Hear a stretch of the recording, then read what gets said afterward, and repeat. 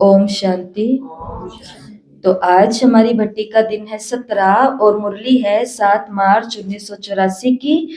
मुरली का टाइटल है, आज की जो मुरली साकार मुरली का वरदान था ना, तो बाबा भी चाहते हैं कि हम अपनी कर्मातीत अवस्था को समझें कि कर्मातीत अवस्था, कर्मातीत स्थिति आखिर होती क्या है, जिसको हमारे प्राण प्यारे ब्रह्मा बाबा ने प्राप्त किया और मम्मा ने, दादियों ने भी प्राप्त किया। तो हमें भी उनके ही दिखाए गए मार्ग पर चलना है और कर्म योगी से कर्मातीत पर भी शिफ्ट होना है हमें। तो मुरली का टाइटल है, कर्मातीत वानप्रस्थी आत्माएं ही तीव्र गति की सेवा के निमित्त। तो मैं मुरली की शुरुआत से पहले पूछना चाहूंगी, हम सभी वही आत्माएं बैठी है ना, जो तीव्र वेग, तीव्र गति की सेवा करना चाहती हैं, या जो मिल जाए बस ठीक है, नहीं तो अपना तो चल ही रहा है, बाबा को याद कर ही रहे हैं, मुरली सुनाने वाला बैठा ही है, बढ़िया बाबा का घर पास ही तो है। ऐसे सुस्त आत्माएं तो नहीं है हम, या इतने से में संतुष्ट होने वाले तो नहीं है ना। पुष्पा बहन क्या कहोगे, थोड़े में खुश होने वाले हैं या तीव्र गति की सेवा के निमित्त बनना चाहते हैं हम? तीव्र गति, तीव्र गति की सेवा। तो फिर आज की मुरली में हम सीखेंगे और बाबा से जानेंगे तीव्र गति की सेवा के निमित्त जो आत्माएं बनती हैं वो होती है वानप्रस्थी आत्माएं, और वही बन जाती हैं फिर कर्मातीत आत्माएं। तो अब एक छोटी सी यात्रा है, हम पहले जाते हैं मधुबन। ठीक है, मधुबन में हम टिकट कटवाई और मधुबन पहुंच गए।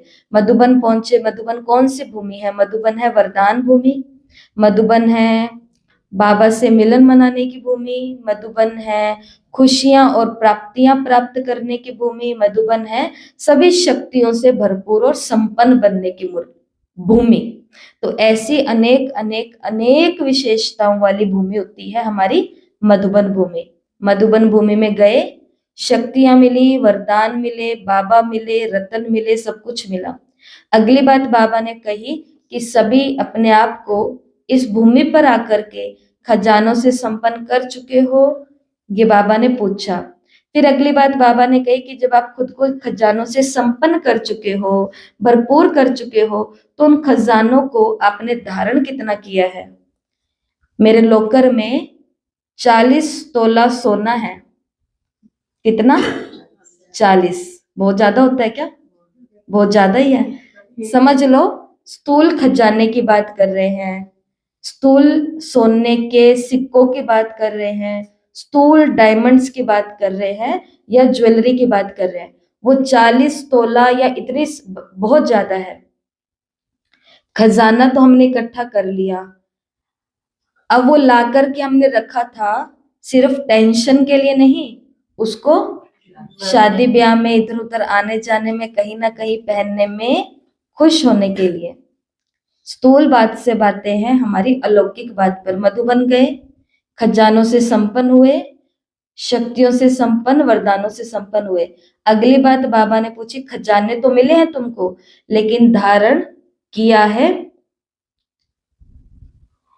अब धारण कर लिया तो क्या ये संकल्प किया है कि अपने अपने सेवा के स्थान पर जाके, अपने अपने शहर, गांव, कस्बे में जाके, देश में अपने अपने सेवा स्थान पर जाकर के ये जो मेरे को वरदान मिले हैं, ये जो मेरे को शक्तियां मिली है, इसका यूज मैं स्वयं को विघ्न विनाशक समाधान स्वरूप बनाने और अनेक आत्माओं के समस्याओं का समाधान स्वरूप बनने के लिए करूंगी।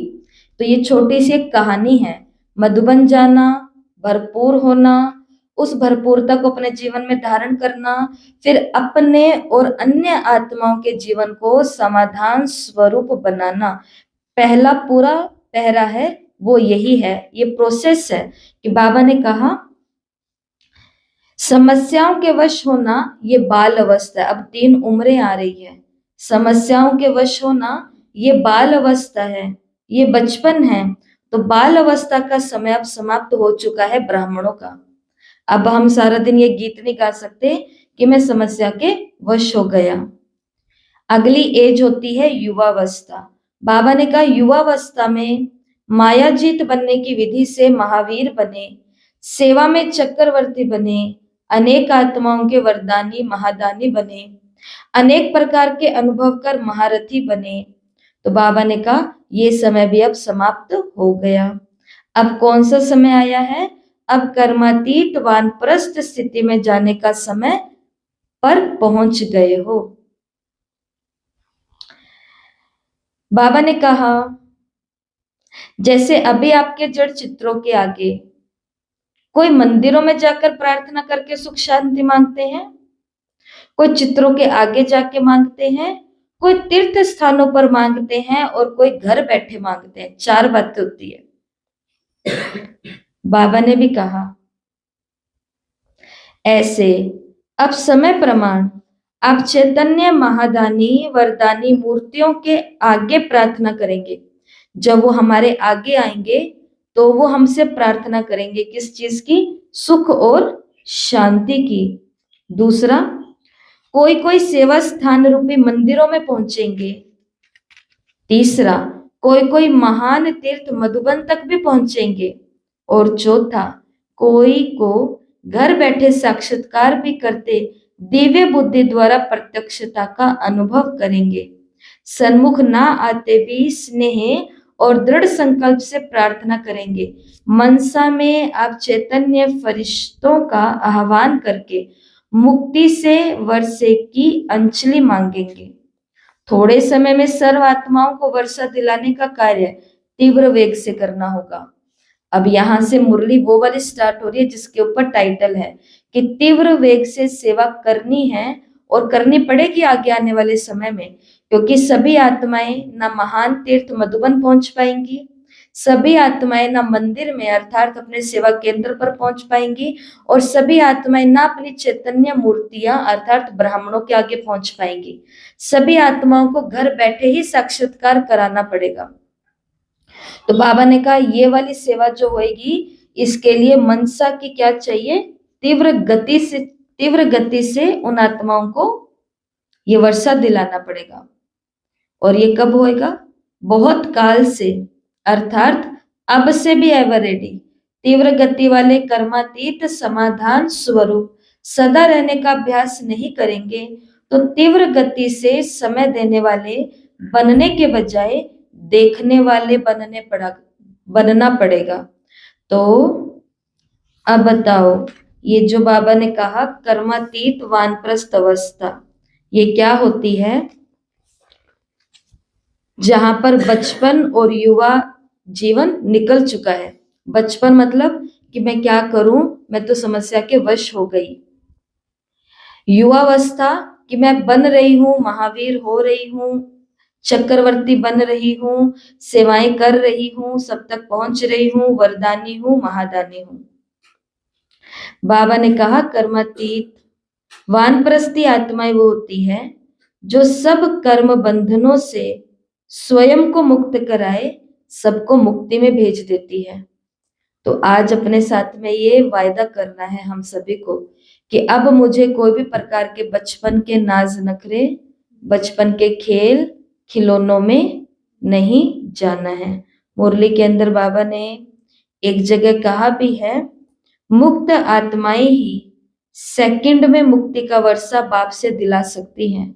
जो आत्माएं खुद ही समस्याओं से, विघ्नों से और जो भी प्रकार के अटैचमेंट हैं उन सभी से मुक्त होएगी ना, वो सेकंड में सबको क्या दिला देगी? मुक्ति का वर्षा बाप से दिला देगी। मेजॉरिटी आत्माएं मुक्ति की भीख मांगने के लिए आप कर्मातीत वानप्रस्थी महादानी बच्चों के पास आएंगे, जैसे अभी आपके चित्रों के पास जाते हैं। सोचो एक साथ में 100 लोग आ गए हमारे सामने, 100 लोग, और 100 के 100 लोग आकर के ये नहीं कह रहे कि बहन जी आपकी प्रदर्शनी समझाओ, माता जी आपकी प्रदर्शनी समझाओ। वो 100 के 100 लोग आकर के कह रहे हैं कि मैं बहुत अशांत हूं, मुझे शांति दो, मैं बहुत परेशान हूं, मेरी समस्या का समाधान करो। तो ये करने के लिए दूसरे पहरे की पहली लाइन, जो बहुत काल से एवर रेडी होंगे, जिनको बहुत काल से प्रैक्टिस होगी, सामने कोई आए और उसकी समस्या का वो क्या कर दे, समाधान कर दे। एक एक आत्मा पर, एक एक इतनी इतनी प्रॉब्लम पर जब प्रैक्टिस होएगी ना, तब जाकर के सैकड़ों आत्माएं सामने खड़ी होंगी, तो हम उनको ये दे पाएंगे। क्योंकि सुना ना हमने, मायने ये नहीं रखता कि हम कितनों का कर रहे हैं, मायने ये रखता है कि उसके पीछे भाव और भावना कमजोर है या मजबूत है, वही काम करेगी। मुरली के अंदर सुनते हैं बाबा ने क्या कहा,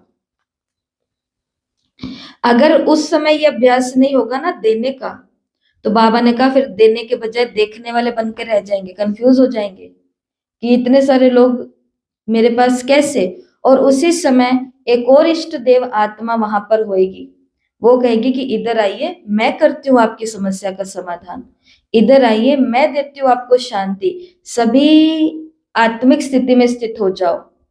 देखो, परम धाम में बैठे निराकार शिव बाबा को वो आत्मा उनको अनुभव करा देगी, और हम क्या बन जाएंगे, देखने वाले। हम नहीं बनेंगे, लेकिन एक उदाहरण है कि वो आत्मा चांस ले लेगी और हम क्या रह जाएंगे, देखने वाले रह जाएंगे। तो उसके लिए हर दिन की जो सेंटर की और आपके हमारे घरों की और नौकरी पेशों की जो छोटी छोटी बातें आती हैं, उनका हमें खुद ही क्या करना है, मुक्ति करनी है, खुद ही समाधान करना है योग के द्वारा। तीव्र पुरुषार्थी बहुत काल वाले ही तीव्र गति की सेवा के निमित्त बन सकेंगे। तीव्र पुरुषार्थी बहुत काल वाले तीव्र गति की सेवा के निमित्त बनेंगे। ये है वानप्रस्थ अर्थात सर्व बंधन मुक्त, न्यारे और बाप के साथ साथ तीव्र गति के सेवा की प्यारी अवस्था। तो अब देने वाले बनने का समय है, ना कि अब भी स्वयं प्रति समस्याओं प्रति लेने वाले बनने का समय है। स्वयं की समस्याओं में उमंग होना, वो समय अब गया। बाबा ने कहा वो समय अब गया। समस्या भी एक अपनी कमजोरी की ही रचना है। अगर कमजोरी नहीं तो समस्या का वार नहीं। आई हुई समस्या समस्या के बजाय समाधान रूप में अनुभवी बना देगी। ये अपनी कमजोरी के उत्पन्न हुए मिक्की माउस है। समस्या क्या है, बाबा ने कहा मिक्की माउस है, और ये मिक्की माउस खुद को भी मिक्की माउस बना देते हैं। कल भी बाबा ने मुरली के साकार मुरली के अंदर बोला ना कि माया ने तुमको क्या बना दिया। हाँ, बाबा ने कहा माया ने तुमको मूर्ख बना दिया, अप्रैल फूल बना दिया। तो समस्या मिक्की माउस है, और उस मिक्की माउस से उलझते उलझते बाबा ने कहा खुद भी मिक्की माउस बन जाते हैं। मिक्की माउस क्या होता है, मिक्की माउस कहाँ देखा है आपने, टीवी में क्या होता है वो मिक्की माउस, कार्टून होता है। तो बाबा ने कहा समस्या से लड़ते लड़ते खुद क्या बन जाते हैं, कार्टून बन जाते हैं। अब बताओ, कोई बच्चा है, उस बच्चे को कहें कि तुम कार्टून की तरह क्यों कर रहे हो, तो उसको कैसा लगेगा। और हमें कोई कहे कि कार्टून की तरह क्यों कर रहे हो, तो कैसा लगेगा, बुरा लगेगा। तो बाबा की इस बात पर हमें बुरा लगना चाहिए कि जब कोई समस्या आए, समस्या बाबा ने कहा मिक्की माउस है और तुम उससे उलझते हो, तो फिर तुम भी क्या बन जाते हो, मिक्की माउस नहीं कार्टून बन जाते हो। तो हमको मिक्की माउस, तो फिर क्या करना है, बाबा ने कहा इनसे खेलो नहीं, इनसे घबराओ नहीं, क्योंकि ये तो बचपन के खेल है। ना ही तो रचना करो और ना ही तो समय गवाओ। पहले उनकी रचना करो, पहले प्रॉब्लम को खुद ही इनवाइट करो, और फिर बाद में इनवाइट करके फिर उसका समाधान करते रहो। बाबा ने कहा अब इससे परे की स्थिति में जाओ और वानप्रस्थी बनो। बुजुर्ग लोगों को टाइम होता है क्या उलझने का किसी के साथ, वो कहते हैं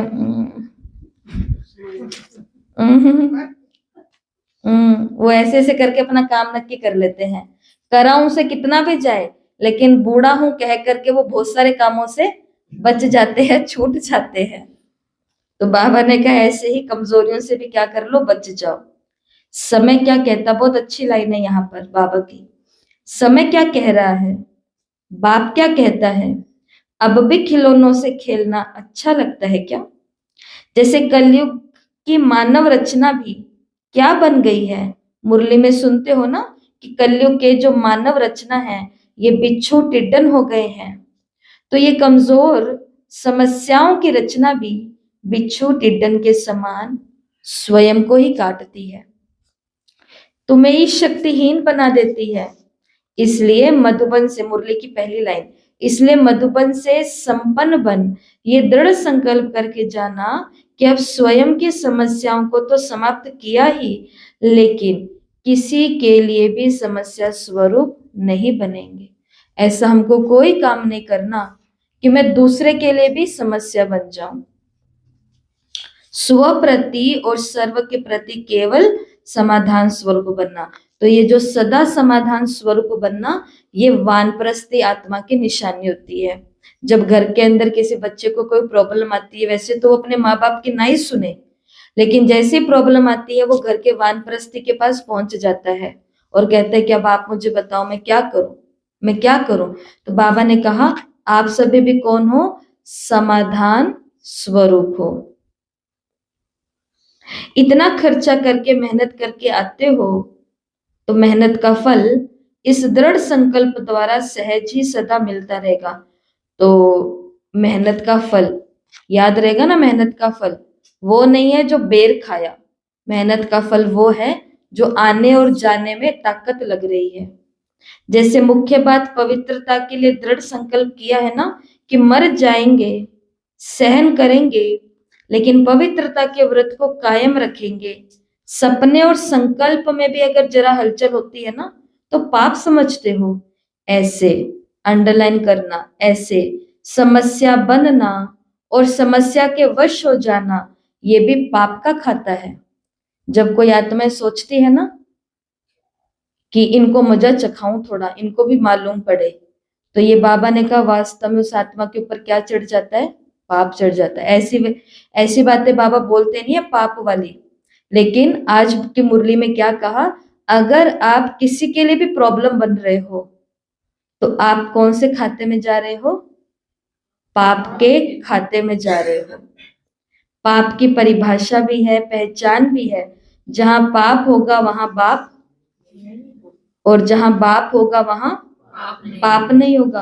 पाप और बाप रात और दिन जैसे है, जहां दिन होता है वहां रात नहीं होती, जहां रात होता है वहां दिन नहीं होती। जब समस्या आती है तो उस समय बाप किनारा हो जाता है, फिर परेशान हो जाते हो तो फिर बाप याद आ जाता है। समस्या आती है तो बाबा को भूल जाते हैं, फिर समस्या में फंस जाते हैं तो फिर कौन याद आ जाता है? बाबा आ जाते हैं। और वो भी भगत के रूप में फिर याद करते हो, बाबा को बाबा के रूप में थोड़ी ना याद करते, फिर भगत बन जाते हैं। बाबा कर दो, बाबा कर दो, बाबा कर दो, बाबा कर दो। अधिकारी के रूप में नहीं करते हो, शक्ति दे दो, सहारा दे दो, पार लगा दो। अधिकारी के रूप में, साथी के रूप में, समान बन के रूप में याद तो करते ही नहीं हो। तो समझा अब क्या करना है? बाबा ने कहा अब समाप्ति समारोह करना है। किसकी समाप्ति करनी है? बाल अवस्था की। और युवावस्था तो चलो चल ही रही है, लेकिन अब शिफ्ट होना है वानप्रस्थी की तरफ। तो वानप्रस्थी आत्मा की निशानी होती है। कलयुग के वानप्रस्थियों की बात नहीं करेंगे क्योंकि ये अलग लेवल के होते हैं, ये हम असली वानप्रस्थियों की बात करेंगे। तो असली, जैसे ब्रह्मा बाबा 60 साल की उम्र में आते ही आत्म स्थिति में हो गए, 60 साल की उम्र में आते ही परिवार को अलौकिक बना दिया, 60 साल की उम्र में आते ही काम धंधे को समेट करके भगवान भगवान और भगवान का काम में लग गए। उसके बाद में बाबा से कोई व्यर्थ बातें नहीं पूछ पाया, व्यर्थ बातें नहीं कर पाया, व्यर्थ कर्म नहीं कर पाया, संग दोष इनको आ नहीं पाया। तो वानप्रस्थी आत्मा जो खुद को हर प्रॉब्लम से न्यारा रखती है, तीव्र गति की सेवा वही कर सकती है। और आज की मुरली में कौन सी सेवा बताई है तीव्र गति की? कि तुम्हारे पास एक साथ आत्माएं आएंगी शांति और सुख मांगने के लिए। कुछ तुम्हारे सामने आ जाएंगी, कुछ तुम्हारे सेवा केंद्रों पर पहुंचेंगी, कुछ माउंट आबू तक भी चली जाएंगी, कुछ को घर बैठे साक्षात्कार होगा। अब इन सब को तुम्हें क्या देना है? समाधान देना है। तो वो खेल में खेलने वाली, मिक्की माउस बनने वाली आत्मा कभी नहीं कर सकती है, क्योंकि वो तो खुद के ही कामों में, शातिरपनों में, षड्यंत्रों में लगी हुई है। उनका ध्यान दुखी आत्माओं पर तो है ही नहीं, जो सुखी हैं उनको ही सुखी बनाने में लगे हुए हैं। लेकिन जो वानप्रस्थी आत्मा होते हैं उनका ध्यान केवल प्रॉब्लम में फंसे हुए को प्रॉब्लम से निकालना होता है। तो आज की इस मुरली से सबको एक होमवर्क करना है। तीव्र गति से सेवा की 5 विधियां लिखनी है। तीव्र गति से सेवा कैसे होती है उसकी 5 विधियां। एक विधि तो बाबा ने बता दी कि जब हम समाधान स्वरूप बन जाते हैं तो मनसा के द्वारा सेवा होती है। ये बहुत तीव्र गति की सेवा है, व्यंग सेवा है ये। और कौन सी 4-5 सेवाएं होती है ये सबको लिखना है। विधि विधि लिखनी है। जैसे जैसे तीव्र गति से सेवा की 5 विधियां। जैसे ताजा ताजा उदाहरण सुना देते हैं। अभी अभी का प्रदर्शनी लगी, इसके अंदर चाहते तो 2 लोग भी खड़े होते तो काम हो जाता। काम होने में कोई देरी नहीं थी, सेवा हो जाती। लेकिन 3 दिन के अंदर हमें सैकड़ों आत्माओं को लेना था, हजारों आत्माओं को लेना था। अगर 2-3 लोग ही लगते तो सैकड़ों आत्माओं तक की सेवा होती, क्योंकि वो 2-3 4-5 कोई बुलाते, उनको हैंडल करते, भेजते और करते। इतने में आधे लोग तो निकल जाते, वो 2 संभालते तो बाकी तो भीड़ निकल जाती। लेकिन तीव्र गति से सेवा की एक विधि ये होती है, एक ग्रुप तैयार करना। एक ग्रुप तैयार करना और उस ग्रुप में हर एक व्यक्ति को अपनी अपनी रिस्पॉन्सिबिलिटी देना। किसी की एक बहन की वहां रिस्पॉन्सिबिलिटी क्या थी, उसका इतना सा ही काम था कि जो जो लोग आ रहे हैं, सुन रहे हैं, दीदी से मिल रहे हैं, फोन नंबर लिखा रहे हैं, किस दिन कोर्स करना वो लिखा रहे हैं, ये सब कुछ मेन काम करने के बाद जब निकल रहे हैं ना, तो उनको पर्चा पकड़ाना कि अगर आप पहुंच ना पाओ, लेकिन अगर आप फोन पे भी बात करना चाहो तो यहाँ पे ये नंबर और एड्रेस है। उनका काम खड़े रह करके बस कितना था, ये लो पर्चा पकड़ लो, ये लो पर्चा पकड़ लो, ये लो पर्चा पकड़ लो। अब एक का काम है समझाने का, एक का काम है उनकी प्रॉब्लम का वहीं खड़े खड़े समाधान करने का, एक का काम है उन्हें पकड़ करके लाने का। इन बड़े बड़े कामों को अगर हम देखें, ये सब कुछ करने के बाद उसको पर्चा नहीं दिया, उसका मन था फोन नंबर मिल जाते तो अच्छा हो जाता, तो काम बाकी रह गया, एड्रेस ही नहीं लिया। तो इसके लिए तीव्र गति से सेवा करने की एक विधि ये भी है कि एक बुद्धिवानों का ग्रुप तैयार करना। उस ग्रुप में हर एक जिम्मेवार आत्मा को रखना, जो जिम्मेवार हो। इतने दिन के लिए मेरा कॉन्ट्रैक्ट है और मैं जिम्मेवार हूँ, और जिम्मेवारी से अपना अपना काम करोगे तो 100 आत्माओं की सेवा नहीं होती है, हजारों की सेवा होती है। तो ऐसी आपको विधि, अब एक विधि तो ये हो गई, एक ये विधि है, और कौन कौन सी विधि है वो आप सोचना और यहाँ पर आप सबको लिख करके भेजना है। और मुरली के अंदर ये बात जरूर याद रखना कि समस्या में उलझना तो है ही नहीं, मिक्की माउस तो बनना है ही नहीं, लेकिन जैसे कल भी कान पकड़े थे और आज भी कान पकड़ते हैं, किसी के लिए समस्या स्वरूप बनना भी नहीं है। किसी प्रॉब्लम को किसी के सामने ला करके खड़े नहीं कर देना। वो आत्मा मानव कल्याण में लगी हुई है, आपने उसके सामने ला करके एक प्रॉब्लम को रख दिया, अब उस प्रॉब्लम से निपटे कि मानवों का कल्याण करे, तो क्या चढ़ जाता है उस आत्मा पर? पाप, पाप चढ़ जाता है। ठीक है, तो पाप और पाप में से चूज करेंगे किसको? बाप को, बाबा को। ठीक है, ओम शांति। तो सभी 1 मिनट के लिए अपनी आंखें बंद कर लेंगे, 60 सेकंड के लिए।